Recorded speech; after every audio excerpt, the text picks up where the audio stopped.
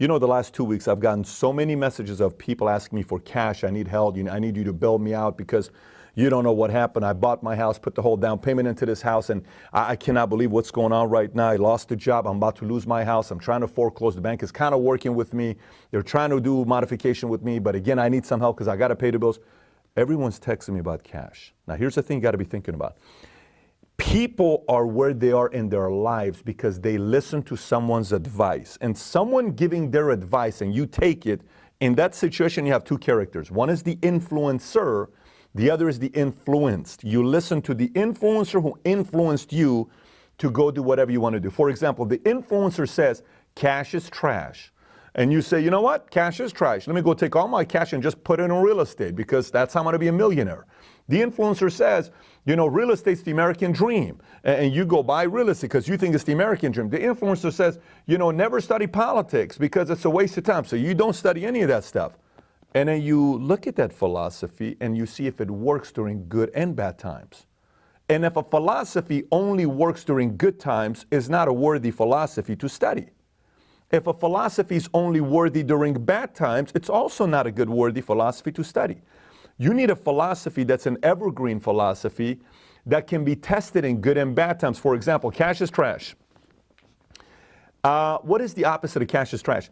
I don't know a single person in America today or in the world today that doesn't wish they had more cash. Why? Because if you had more cash, you're not going to be controlled by anywhere you're at. Your job, your boss, the marketplace, the industry, the 3.2 unemployment.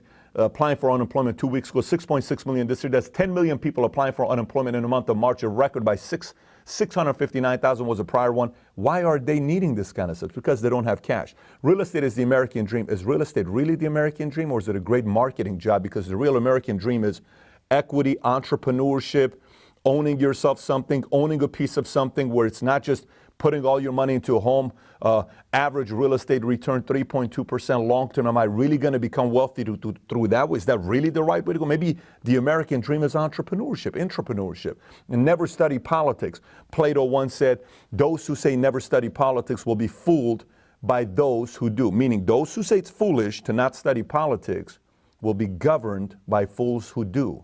That means if you don't study politics, other people that do study politics who are fools will govern you. And they'll make decisions for you. Do you want that to happen? So maybe you ought to privately study politics. Maybe you don't publicize it, but you go study politics and see what is really going on. What is the motive behind these guys? What is the motive behind these guys? Again, the whole purpose of today's message is the following. Sometimes it requires a bad time to show up for you and I to ask ourselves if our philosophies work during good and bad times. Sometimes during bad times, you and I have to ask ourselves, who are the top 5 people I listen to the most? How are their philosophies doing today? When the economy expands for 129 months in America, you know how easy it is to make money? Very easy.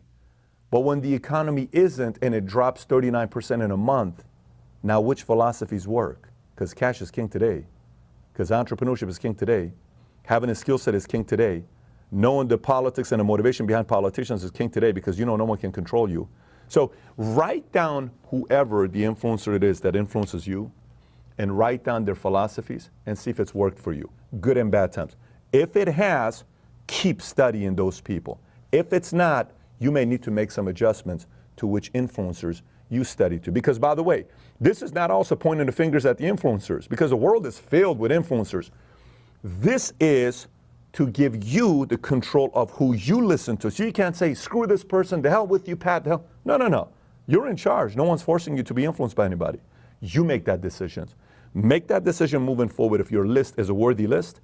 If it is, continue. If it's not, start eliminating some names, just like sometimes you got to eliminate certain friends out of your life.